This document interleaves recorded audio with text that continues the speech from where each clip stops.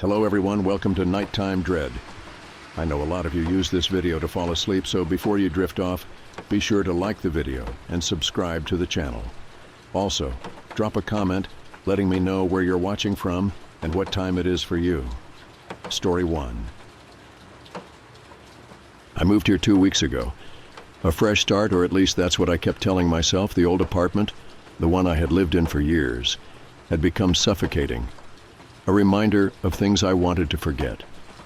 This house, with its fresh wooden floors and the scent of new paint still clinging to the walls, was supposed to be a reset, a blank slate. Something about the stillness of an empty home had always appealed to me, the way it sat in quiet anticipation of the life that would fill it. I spent the first few days scrubbing every inch, not because it was dirty, but because the act of cleaning made it feel more like mine. The house was older, but it had charm. High ceilings, creaky wooden floors, and large windows that let in too much light during the day.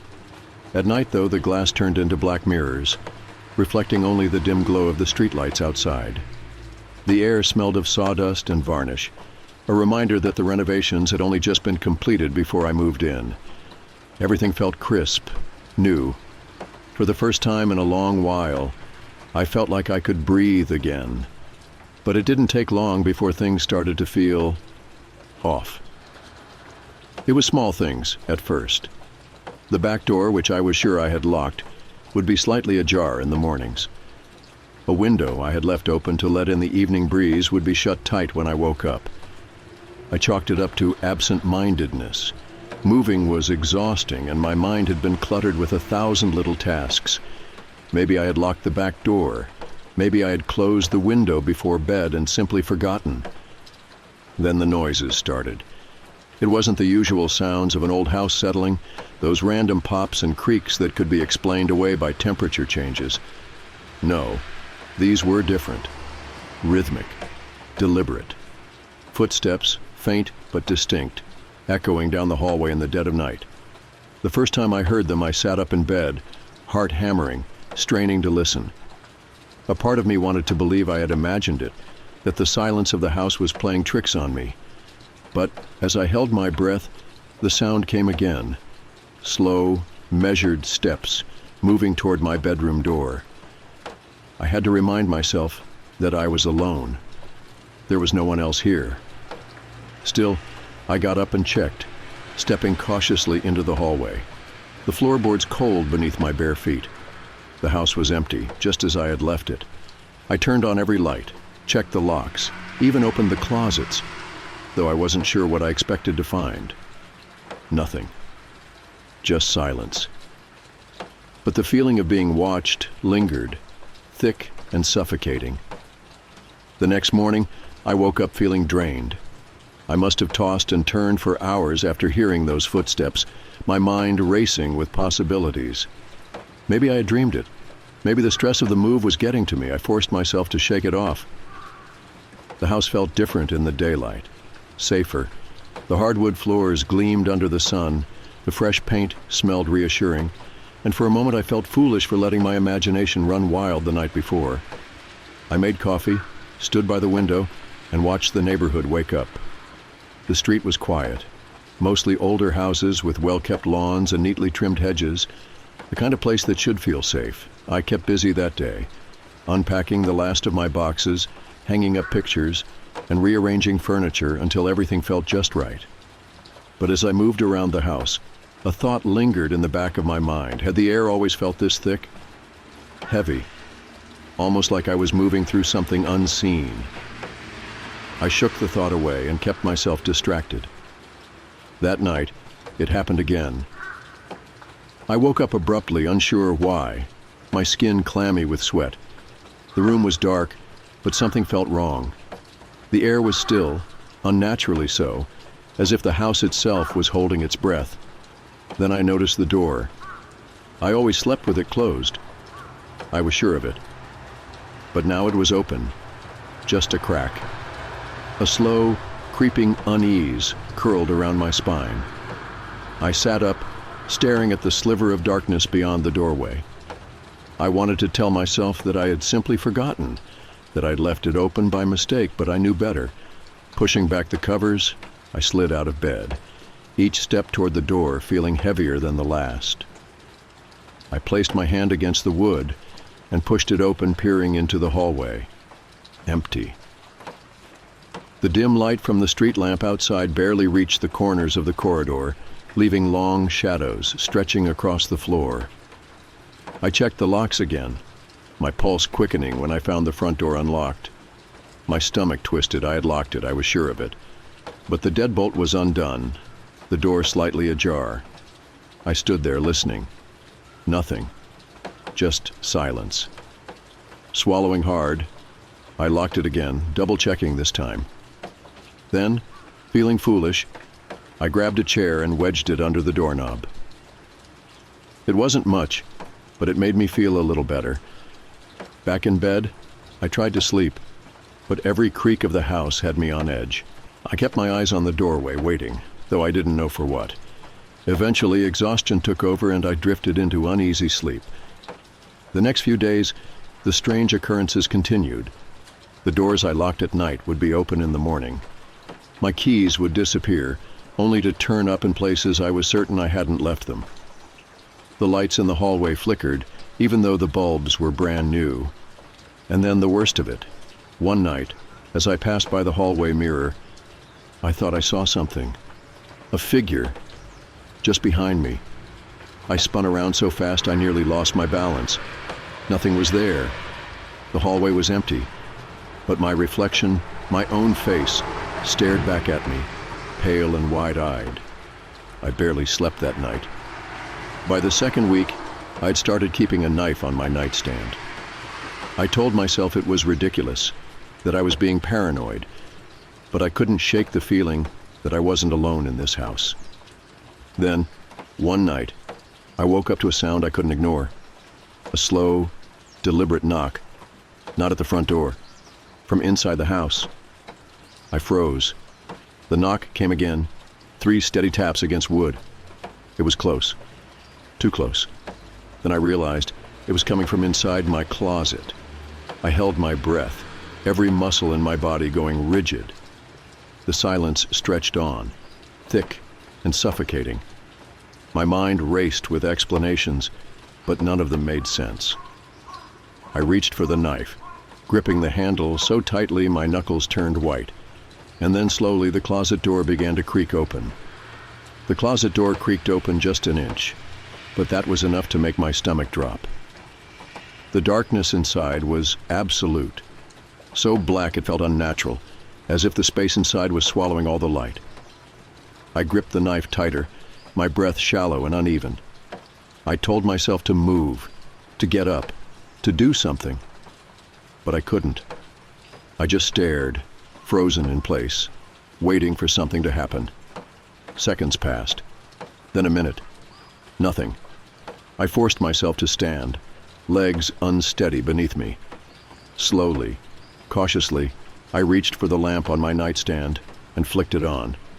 Light flooded the room, chasing away the shadows. The closet was empty. My heart slammed against my ribs as I hesitated. Then, gripping the knife, I took a step forward. My fingers trembled as I reached for the door and pulled it open all the way. Nothing. Just my clothes, hanging neatly on their hangers. My boxes stacked in the corner. The silence in the room was thick, pressing down on me like a weight. I let out a slow breath, shaking my head. "You're losing it," I muttered under my breath. But as I turned back toward my bed, I saw something that made my blood turn to ice. The chair, the one I had wedged under the front door handle just hours ago. It was back in its place at the dining table. The next morning, I called a locksmith. I didn't care how crazy I sounded. I told him my locks weren't working properly, that my front door seemed to be unlocking itself in the middle of the night. The man, an older guy with rough hands and a cigarette tucked behind his ear, gave me a skeptical look, but replaced the entire lock anyway. "Doubt anyone's getting through that now," he said, testing it. "You're all set." I thanked him, watching as he packed up his tools and left. I waited until his truck disappeared down the street before turning back to the door, testing the lock myself. It felt solid, secure. For the first time in days, I felt like I had some control again, but that night, I woke up to something far worse, not footsteps, not knocking, breathing. It was soft, just above a whisper, but it was there, and it was right next to me. My entire body stiffened. I lay frozen in bed, too afraid to turn my head.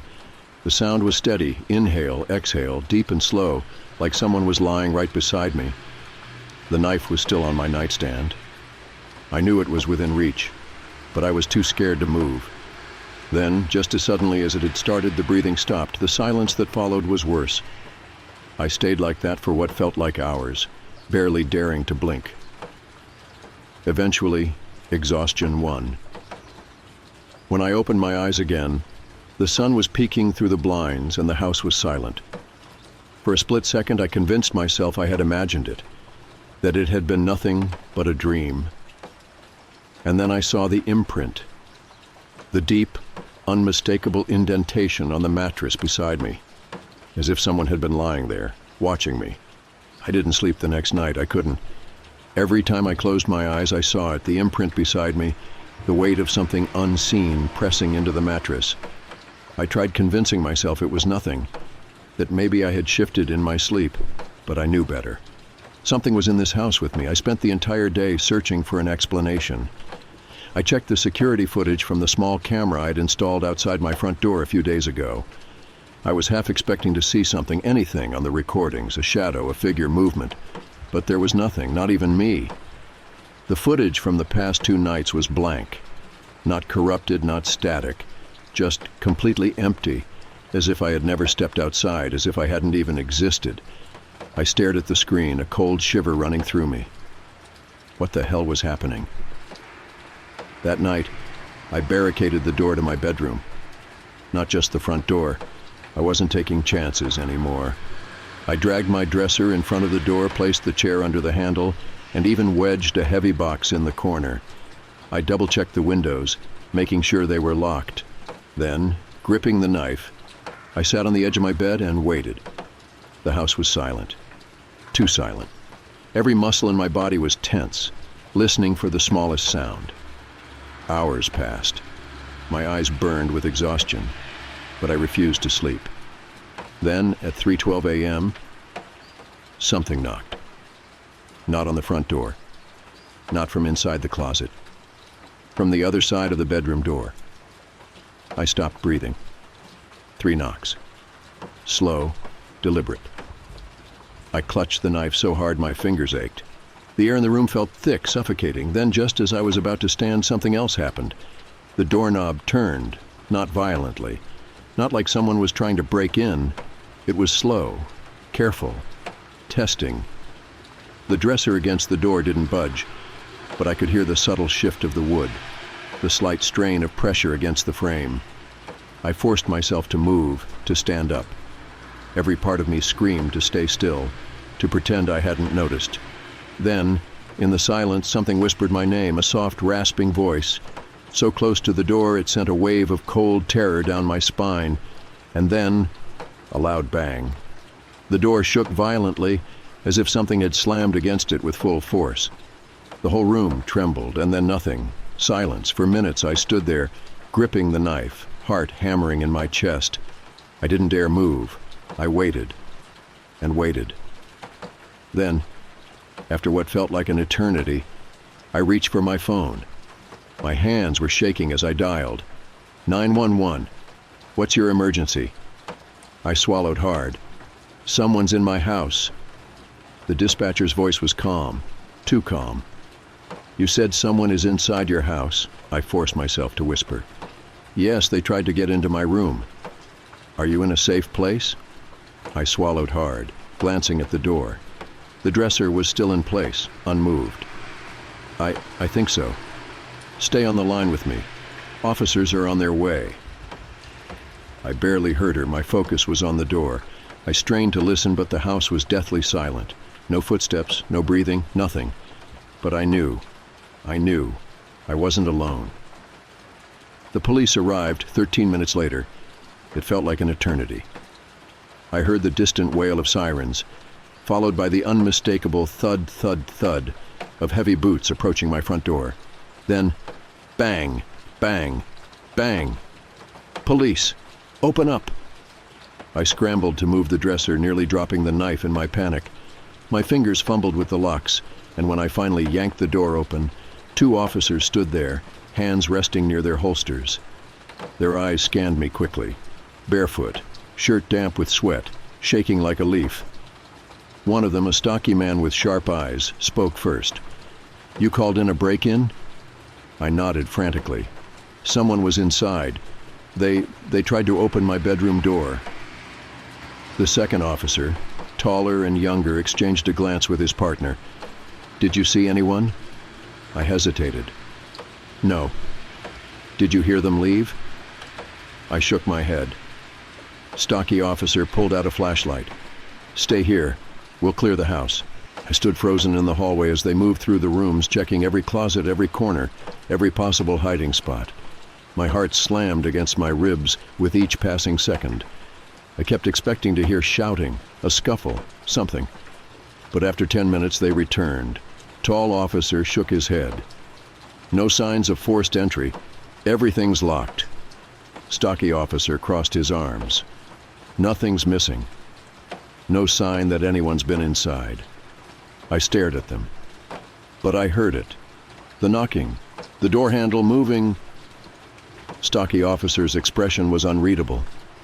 "Are you sure you weren't dreaming?" My stomach twisted. No, I was awake. I was awake." Neither of them looked convinced. "You live alone?" I nodded. They exchanged another glance before stocky officer sighed. "Look, we'll file a report, but there's nothing else we can do tonight. If you see anything, real anything, call us again." Something about the way he said it made my skin crawl. They left a few minutes later, their car's red and blue lights flickering against my windows as they pulled away. And just like that, I was alone again. But as I shut the door, a realization settled deep in my gut. They were wrong. Someone had been inside, and they still were. I didn't sleep that night. Even after the police left, my mind kept replaying the sound of the knocking, the slow turn of the doorknob. They hadn't found anything. But that didn't mean nothing had happened. I checked every lock in the house again, tested the windows, even wedged the chair back under the front door handle. Then, gripping the knife, I sat on the couch with my back to the wall, waiting for something to happen again. But the night passed in silence. No knocks, no creaking floors, nothing. By the time the sun crept through the blinds, exhaustion weighed me down like bricks. I told myself I was being paranoid. Maybe the police were right. Maybe I had imagined it, half awake in the dark, my mind playing tricks on me. And yet, something still felt off. I didn't go to work that day. I couldn't focus. Instead, I forced myself to do something that should have been obvious from the beginning. I started looking into the house's history. Real estate records were easy enough to find online. The house had been built in the late 80s, sold a few times over the years, nothing unusual. But then I dug deeper. The owner before me, a man named Daniel M., had lived here for over 15 years. He'd sold the house suddenly. No records of a job transfer, no marriage or divorce, nothing that explained why he would leave a house he had owned for so long. Then I found an old news article, a short piece buried in the archives of the local paper. "Local man found squatting in foreclosed home." My chest tightened as I read. A man, unnamed in the article, had been found living inside the walls of a foreclosed house. The new owners had discovered makeshift bedding and food scraps hidden in the attic and crawl spaces. By the time police arrived, he was gone. There was no record of him being caught. I stared at the screen, my breath coming faster. The house in the article wasn't mine, but it was 3 blocks away. Suddenly the strange things I had brushed off, the doors unlocking, the objects moving, didn't seem so small anymore. I felt sick. Someone had been in my house, and they might still be here. I called the police again. The dispatcher sounded irritated, like she recognized my number. "Sir, you reported this last night. Officers searched the home. They didn't check the walls," I cut in. My voice shook. The crawl spaces, the attic. What if someone's been hiding inside? A long silence. Then, "We'll send someone over." This time I wasn't waiting inside. I stood on the curb, watching as two different officers arrived. They were younger, skeptical, but I showed them the article. I told them I heard movement at night, that things weren't where I left them. The taller officer sighed. "All right, we'll take a look." The search took longer this time. They knocked against the walls, listening for anything hollow. Checked inside every vent, every crawl space. One of them pulled down the attic ladder and climbed up, sweeping his flashlight into the darkness. I stood in the hallway, heart pounding. Then, "Jesus Christ," the officer's voice echoed down from above. I gripped the railing. "What? What is it?" A pause. Then, his voice lower, "You might want to see this." I climbed up, my stomach twisting. The attic was dark, dust swirling in the beam of the flashlight. The officer stood in the corner, pointing at something. A mattress, old filthy, covered in flattened blankets, a few empty water bottles, food wrappers, and a notebook. I picked it up, my hands clammy as I flipped through the pages. Most of it was nonsense. Scribbled words, strange symbols. But then, on one of the last pages, I saw something that made my blood run cold. "He doesn't know I watch him sleep." I dropped the notebook like it burned me. My skin crawled. Whoever had been staying here had been watching me. The officer muttered a curse under his breath. "We'll dust for prints, check security cams in the area. But if this guy's been living here, he's long gone now." I barely heard him, because something was scratching at the back of my brain, something I hadn't let myself consider until now. What if he wasn't just living here? What if he never actually left? The police left after taking photos and dusting for prints. They told me they'd keep an eye on things, but I could tell they weren't convinced this guy would come back. I wasn't so sure. I sat on the couch staring at the front door, every nerve in my body on edge. The notebook was still on the kitchen counter, its pages filled with erratic scribbles. I hadn't touched it since I dropped it, but one sentence kept repeating in my head. "He doesn't know I watch him sleep." How many nights had I been completely unaware? How many times had I woken up, stretched, yawned, without realizing someone was inches away, just out of sight? I shivered. It was over now. The police had been through every inch of the house. They found his hideout. He was gone. I was safe. I kept telling myself that. But deep down I didn't believe it. That night I set up my phone to record while I slept. I needed proof. Needed to know if I was just being paranoid or if something was still wrong. I placed it on my nightstand, camera facing my bed, and hit record. Then I wedged a chair under the door handle again, double-checked every lock, and crawled under the blankets. For the first time in days, I fell into an exhausted sleep. When I woke up, the first thing I did was check my phone. My stomach tightened as I opened the video. For the first few hours, nothing happened. Just me, shifting slightly in my sleep. The room was dimly lit by the glow of the street lamp outside, shadows stretching along the walls. Then at 3:47 a.m. I saw it. The closet door. Slowly, silently, it crept open. An inch. Then another. I bolted upright, heart hammering in my chest.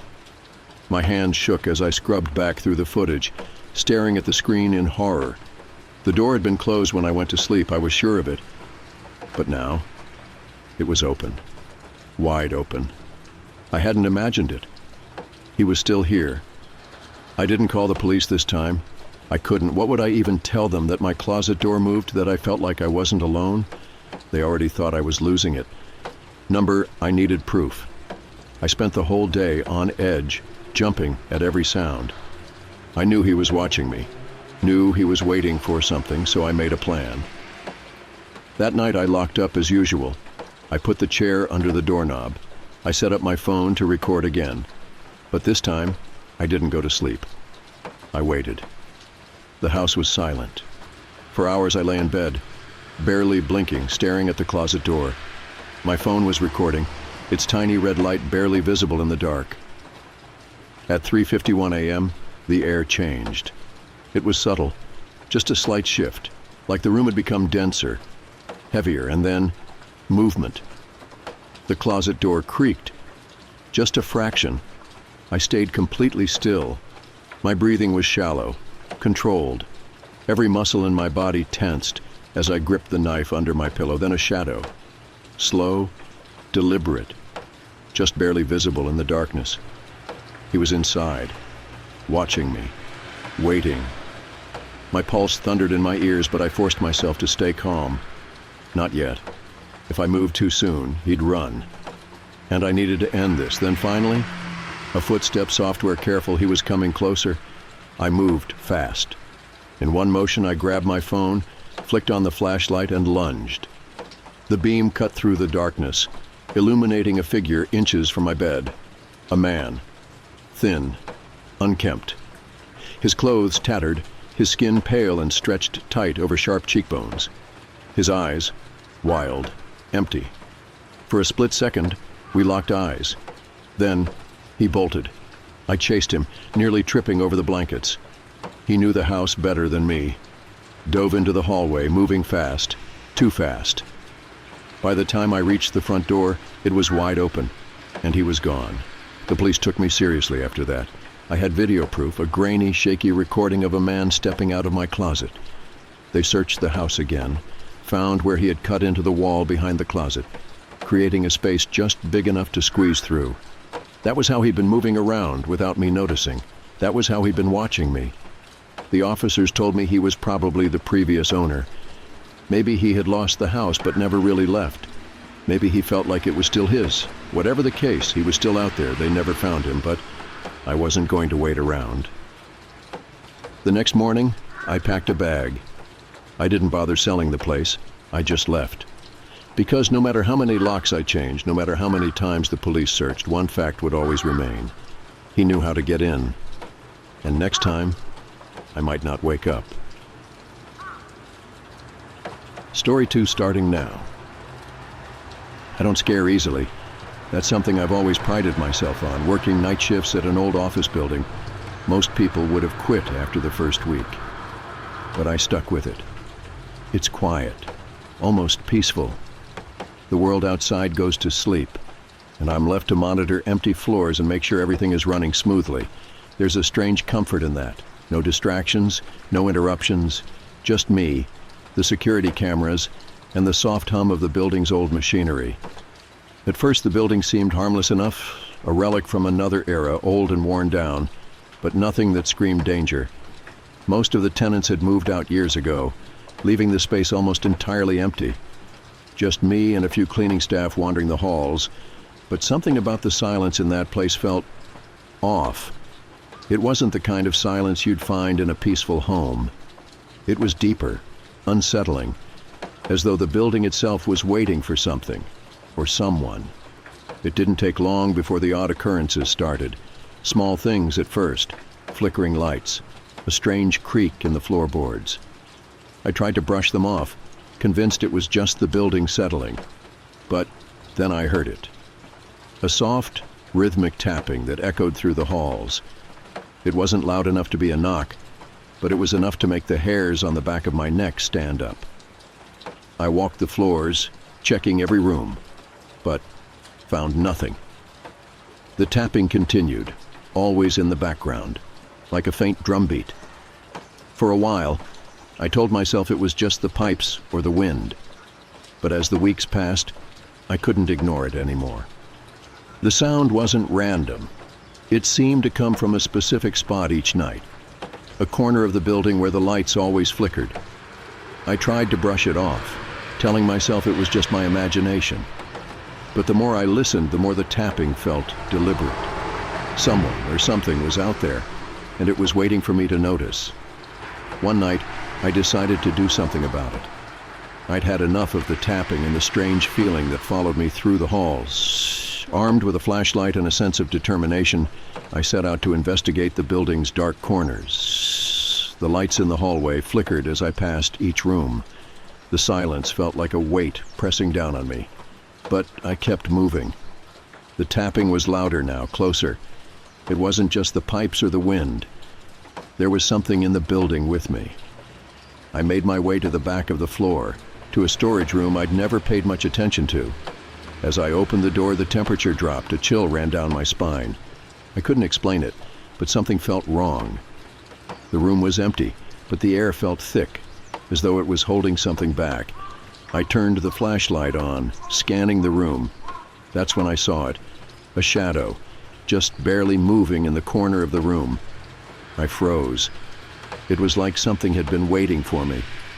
The next morning, I couldn't shake the feeling of being watched. I went through my routine as usual, checking the security footage, but nothing seemed out of place. No sign of the shadow I had seen. No evidence that anything had been there. I wondered if it was all just my imagination running wild. But deep down, I knew it wasn't. The building had a strange presence to it, something that made the air feel heavy. I wasn't alone there. Not really. Later that night, the whispers started. At first, it was a faint rustling, like a distant conversation. I thought I was hearing things, but as the hours passed, the whispers grew louder. It was as if the voices were coming from every direction, surrounding me. I tried to dismiss it, telling myself it was the wind or maybe even my tired mind playing tricks on me. But it didn't stop. I felt a cold presence behind me, a chill that wasn't from the building's draft. I wasn't just hearing things. Something was there with me. I couldn't take it anymore. The whispers, the shadows. Something in the building had changed, and it was slowly driving me to the edge. I started to question my sanity. Was I losing it? Was this all in my head? I didn't know. I thought maybe I was just stressed. Maybe the isolation had gotten to me. But every night it was the same. The whispers, the tapping, the figure I couldn't quite see but could always feel. It was getting harder to ignore. That's when I received the letter from HR. It was brief, but it sent a shiver down my spine. They wanted to meet with me, to discuss something important. I hadn't done anything wrong. I'd been doing my job as usual, but the tone of the letter felt off, like they knew something I didn't. I was uneasy, but I had to go. Whatever was happening in that building, I needed answers. I couldn't keep pretending everything was fine when it clearly wasn't. When I arrived at HR's office the next evening, the atmosphere was tense. The room was dimly lit, and the woman sitting across from me didn't say a word as I took a seat. She just stared at me, her expression unreadable. There was an uncomfortable silence before she slid a piece of paper across the desk. It was a printout of a security camera feed from the night before. The footage showed me walking down the hallway, just as I had done so countless times. But something was different this time. In the background of the footage, there was a figure. It was standing still, almost hidden in the shadows. I couldn't make out the details, but I knew something wasn't right. I hadn't seen anyone else in the building that night, and yet there it was. The figure, watching me. The woman in HR didn't speak for a moment, letting the weight of the footage sink in. I tried to explain myself. It must be a glitch, I said, trying to rationalize it. Maybe someone's messing with the security system. But HR wasn't buying it. They were asking questions I didn't have answers to. Was I hearing things? Was I seeing things that weren't there? They asked me about my well-being, about how long I'd been working the night shifts. I could tell they were concerned, but I wasn't sure if it was because of the footage or because they thought I was losing my mind. The more I thought about it, the more the doubt crept in. Could this all be in my head? Was I imagining things? I didn't know anymore. The shadow, the whispers, the figure on the footage. It all felt too real to be a trick of the mind. But then again, I couldn't explain it. I didn't want to believe I was losing touch with reality. I wanted to believe that there was something, someone else in that building, something I could confront. But the more I thought about it, the more it felt like the building was playing tricks on me. After the meeting, I couldn't shake the feeling that HR was trying to get rid of me. They didn't say it outright, but there was an underlying implication that I wasn't cut out for the job anymore. The building was getting to me, they suggested. Maybe I needed some time off, some rest. But I couldn't rest. I couldn't stop thinking about what I had seen and heard. The shadows, the figure on the footage.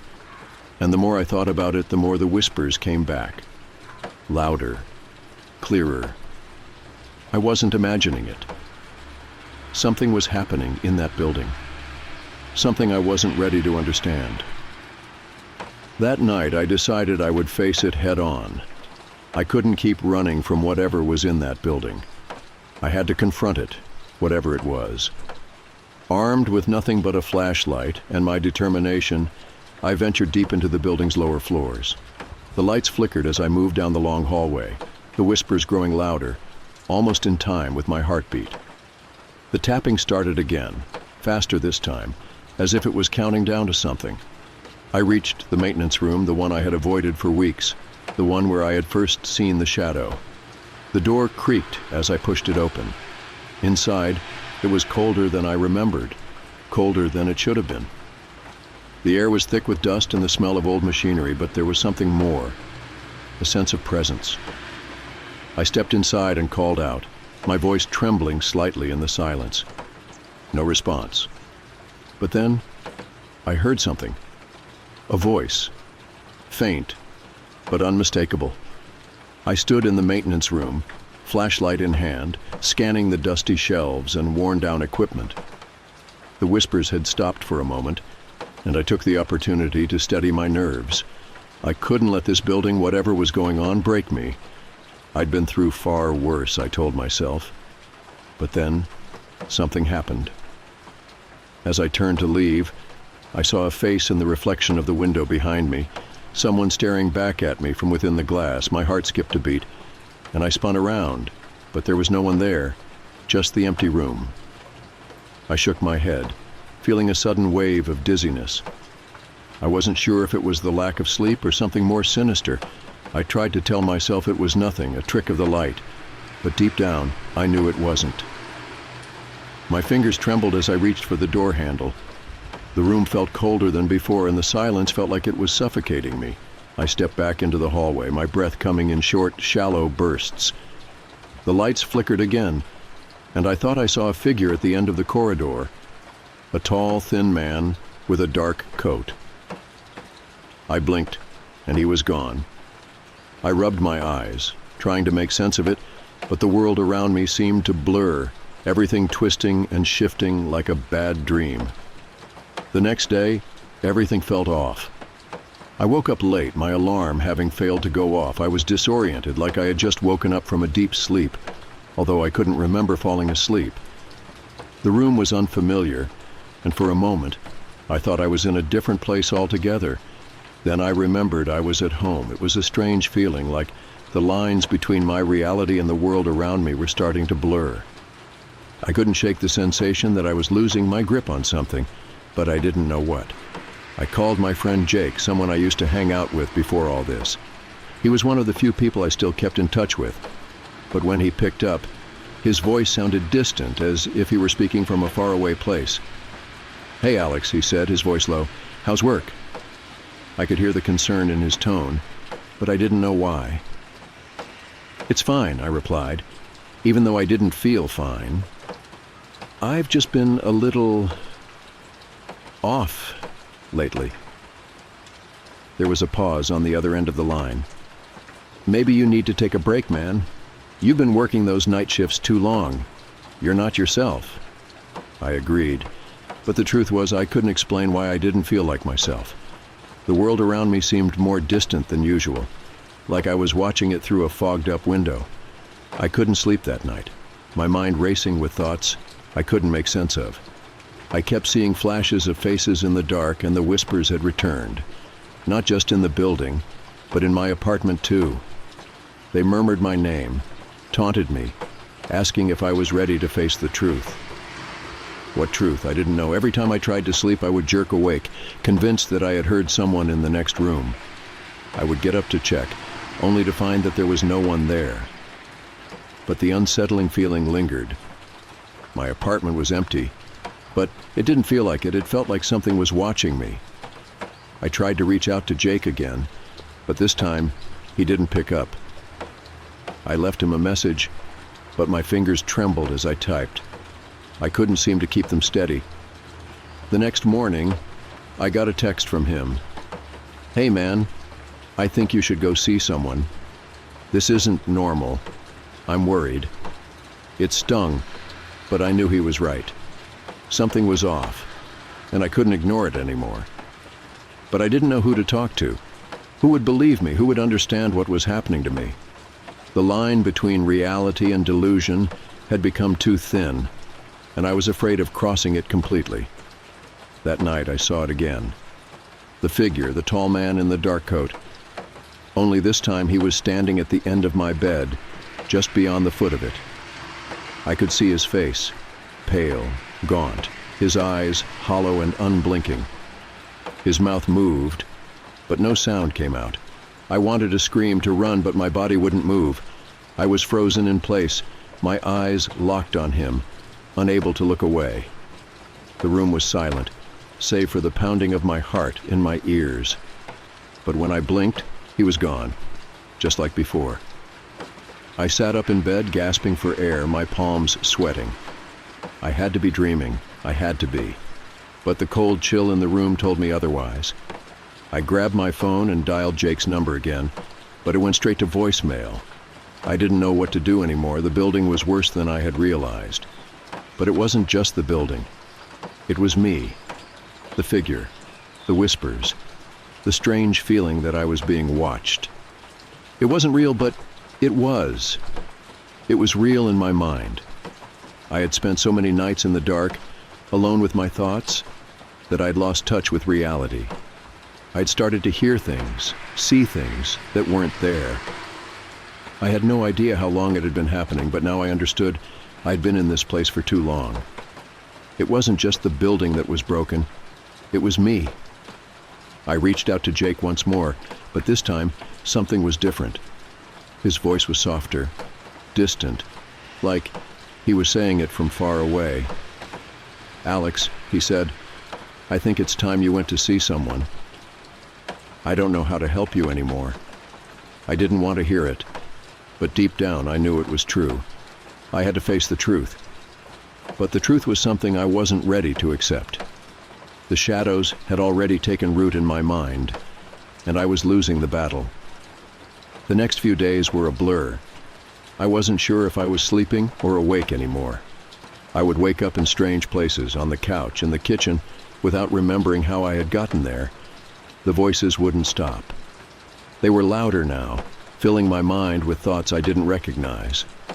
Sometimes I would hear someone knocking at my door, but when I opened it, no one would be there. I started seeing figures in the corner of my vision, shadows that moved when I wasn't looking directly at them. I tried to tell myself it was just stress, just my mind playing tricks on me, but I knew the truth. Something had broken inside me, and I didn't know how to fix it. I decided to go back to the office to see if maybe, just maybe, I could make sense of what was happening. But as I walked through the hallways, everything felt different. The building seemed alive in a way it hadn't before. The air felt heavier, like it was pressing down on me. The whispers were louder than ever, and the figure was there, standing in the shadows, waiting. I tried to approach it, but my body wouldn't move. I was trapped in my own mind, unable to escape the reality I had built for myself.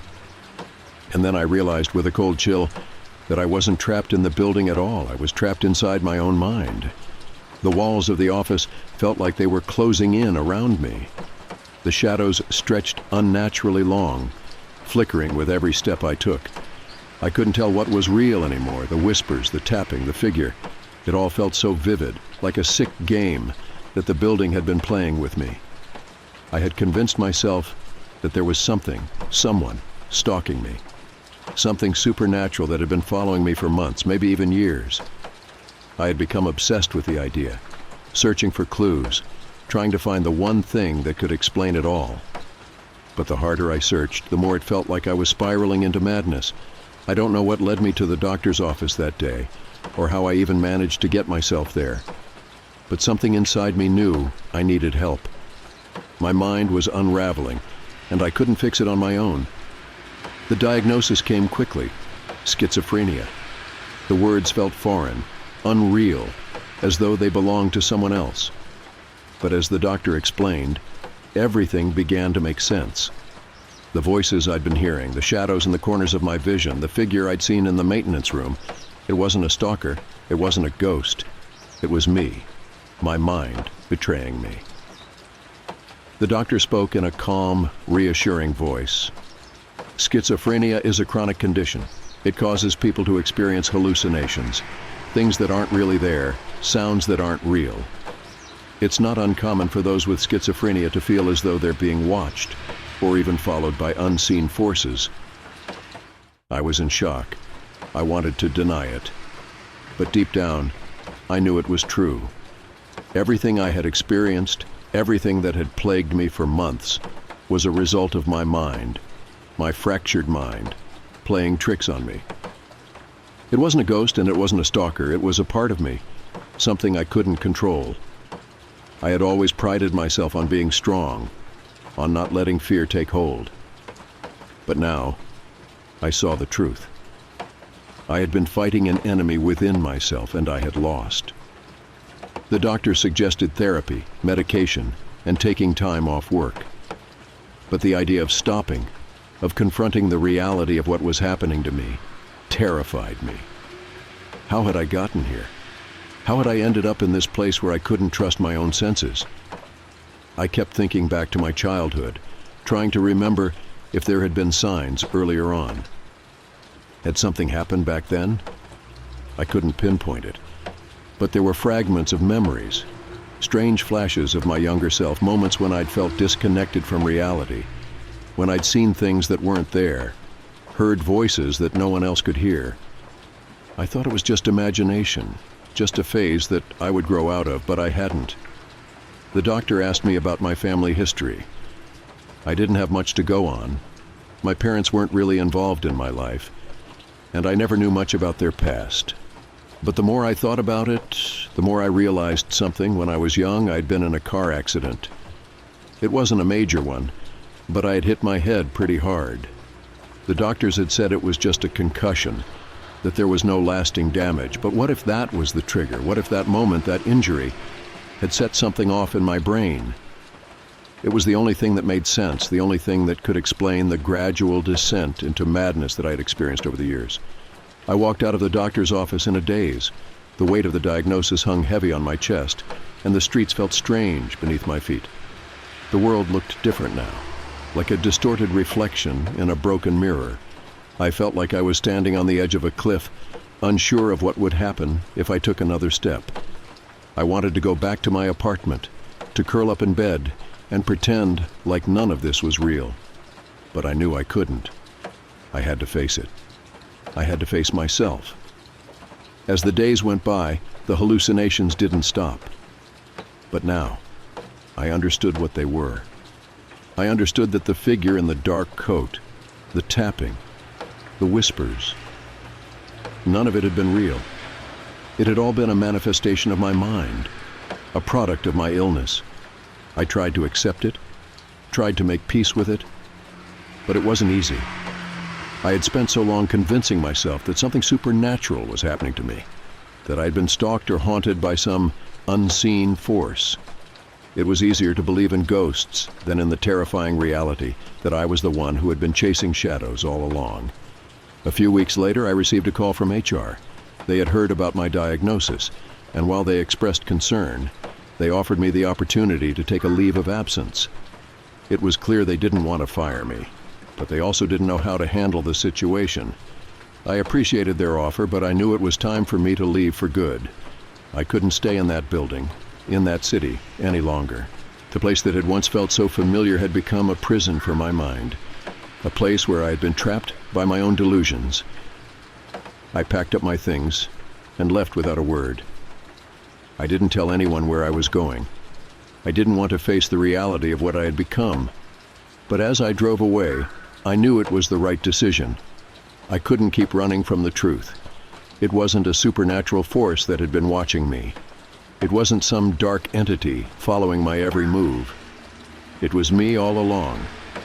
And the hardest part was realizing that the only way to escape was to confront the very thing I had been trying to outrun, myself. There were 5 of us, 5 friends who had once been inseparable, but over the years had drifted apart, each of us pulled in different directions by work, relationships, or just life in general. The plan seemed simple enough. A weekend camping trip in an isolated forest, far from everything, no phones, no distractions, just the fire, the stars, and the hope of reconnecting. It was Ethan who brought it up first. Ethan, the one who used to be the glue that held us all together. He'd been the one to organize our little gatherings in the past, even when it seemed like no one else could be bothered. This time, though, it was different. His message in the group chat was casual, almost nostalgic. How about we do something crazy? Go camping. We all need a break. At first it seemed like a bad idea, but then we all agreed.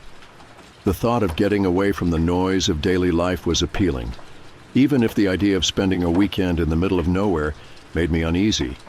There was Jamie, always the practical one, the one who kept track of everyone's schedules and made sure things got done.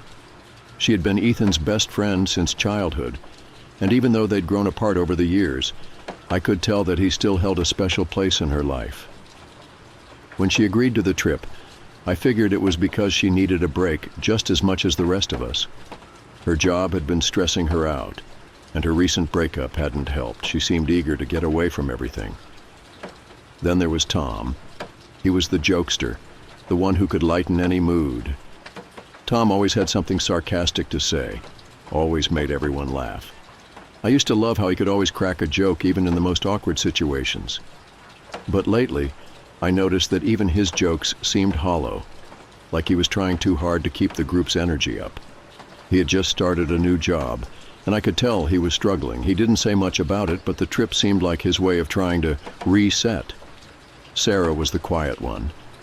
She never said much, but she always noticed everything. She was the observer of the group, the one who seemed to see things we didn't. I'd always admired her sensitivity, but I could never tell if it was a gift or a curse. She hadn't been in touch much over the past few months, but I was glad to hear that she was coming along. I guess we all had our reasons for wanting to leave the world behind, even if none of us spoke them aloud. And then there was Ryan. Ryan was the one who never really fit in, the one who always seemed off. He wasn't the type to open up, even though we had known him for years. There was always something about him, something cold and detached. He'd been part of our group since high school, but even then, I could never put my finger on what it was about him that made me uneasy. He was quiet. So quiet that sometimes I forgot he was even there. And yet, every now and then, when he did speak, it felt like he was saying something just a little too strange, too calculated. When he said he was coming along, I was surprised, but I didn't think much of it. After all, it had been years since we all hung out together. Maybe this was his way of reconnecting. I should have paid more attention to that feeling, the one I'd always had, the nagging feeling that something was off about Ryan. But at the time, it didn't seem important. And so, we went. The forest was more isolated than I had imagined. Ethan drove us out there in his old rusted truck, winding down narrow gravel roads that seemed to vanish into the trees. The further we went, the more I began to feel a creeping sense of isolation. I could see it in Sarah's face, too. She stared out the window, her eyes wide, but she didn't say anything. Jamie, of course, was in charge of everything. She pulled out maps, made sure we had enough supplies, and started organizing the campsite with military precision. She always had a way of taking control, and I couldn't help but feel a little relieved that she was here. It was easy to let her do the heavy lifting while I watched. Tom, on the other hand, was goofing around, trying to get everyone to play a ridiculous game of charades while we set up the tents. His voice echoed through the trees, breaking the silence in a way that made me shiver slightly. It was as if the forest didn't like being disturbed. Ryan was just, there. He hadn't said much since we arrived. He barely even glanced at the campsite. He was standing a few yards away, leaning against a tree, looking off into the distance. He had a strange intensity about him, something that made me wonder if he was really present or if his mind was somewhere else entirely. I tried to shake off the feeling, telling myself I was being paranoid. Ryan had always been like this, quiet, distant. Maybe that was just who he was. But I couldn't ignore the prickling on the back of my neck. Something was wrong. By the time night fell, the forest felt even more suffocating. We had gathered around the campfire, its flickering light casting strange shadows on our faces. The air was still, thick with the smell of pine and damp earth. Jamie had started talking about her job, venting about the stress and the pressure she'd been under. I could tell she was trying to let it all out, to feel like herself again. Tom was laughing and throwing in jokes, trying to keep the mood light. But for some reason, I couldn't fully engage. I couldn't shake the sense that something was wrong. Ryan hadn't said a word all evening. He just stared at the fire, his face illuminated by the orange glow. Every now and then, he would shift his gaze to one of us, but it wasn't the kind of look that felt reassuring. It was more like he was analyzing us, studying us. "I don't know," Sarah said, her voice quieter than usual. "There's something strange about this place. It feels like we're being watched." Her words sent a ripple through the group, and I could see the unease in everyone's eyes. Even Tom stopped laughing for a moment. "Don't be ridiculous," Ethan said, trying to brush it off. "We're just here to relax. There's nothing out here but trees." But Sarah's words had struck a chord with me. I'd been thinking the same thing. Ryan turned his head slowly, his gaze locking onto Sarah. His eyes didn't have the warmth I remembered from our childhood. They were cold, calculating. I couldn't explain it, but in that moment I felt a chill that had nothing to do with the temperature. "You're right," Ryan said softly. "We're being watched." As the fire crackled, a sudden gust of wind swept through the camp, sending a few of the logs tumbling. We all jumped, but it wasn't just the wind that startled me. For a brief moment, just as the flames flickered out, I could have sworn I saw a figure in the distance, standing just beyond the tree line. It was too far away to make out clearly, but it was tall and seemed to move unnaturally, as though it wasn't quite right. I blinked, and it was gone. "Did you see that?" I whispered, more to myself than anyone else. "What?" Jamie asked, looking up from her phone, which she'd finally pulled out to check the time. "I thought I saw someone in the trees," I replied, my voice low. "Probably just an animal," she said, dismissing it with a laugh, but there was an edge to her voice. I could tell she didn't like the way the atmosphere had shifted either. Tom looked over at Ryan. "What about you, man? See anything?" Ryan didn't answer. He just stared into the darkness, his expression unreadable. "I think we should go to bed," Sarah said suddenly, breaking the silence. Jamie nodded, standing up. "Yeah, good idea. We'll get an early start tomorrow." Ryan stood too, though he didn't seem eager to leave the fire's warmth. "Do you think it'll come for us?" he asked, his voice soft and strange. "Come for us?" Tom echoed, a nervous chuckle escaping his lips. "What are you talking about, man?" Ryan didn't answer. He just kept staring at the darkness. As I lay in my tent that night, the sound of the wind outside was the only thing that kept me from spiraling into full-blown panic. But even that sound was different, distant, almost hollow, as if the forest itself was holding its breath. I kept thinking about Ryan. Something was wrong with him. It wasn't just the way he had acted tonight. It was the way he had been acting for months now, whenever we all got together. He didn't seem like the same person I once knew. I heard something move outside the tent, just a rustle of leaves. I held my breath, waiting, but it was probably just an animal. Still, my heart pounded in my chest, and sleep refused to come. The next morning, the tension hadn't lifted. If anything, it was worse. Jamie tried to keep things moving, suggesting a hike to get everyone's mind off the unease, but I could tell no one was fully into it. Tom tried to joke his way through the hike, but his jokes seemed forced now. Even Sarah was quiet, her eyes darting around as if expecting something to leap out from behind the trees. Ryan, of course, was quiet again. More than usual. He barely spoke at all as we hiked deeper into the forest. The air felt thick, like something was watching us from the trees, and I couldn't shake the feeling that we were all just waiting for something. I don't know why I decided to wander off. Maybe it was the silence getting to me, or maybe it was just the need to escape the group. But I stepped off the trail, just for a minute, to take a breath away from the others. That's when I found it. Buried beneath some leaves was an old tattered journal. It was leather-bound, and the pages inside were yellowed with age. I picked it up, dusted it off, and opened the first page. It was written in a careful, precise hand, the words almost too neat to be real, but the deeper I read, the more the words began to twist into something darker. It was filled with descriptions, observations, about us. We had gathered around the campfire, its flickering light casting strange shadows on our faces. The air was still, thick with the smell of pine and damp earth. Jamie had started talking about her job, venting about the stress and the pressure she'd been under. I could tell she was trying to let it all out, to feel like herself again. Tom was laughing and throwing in jokes, trying to keep the mood light. But for some reason, I couldn't fully engage. I couldn't shake the sense that something was wrong. Ryan hadn't said a word all evening. He just stared at the fire, his face illuminated by the orange glow. Every now and then, he would shift his gaze to one of us, but it wasn't the kind of look that felt reassuring.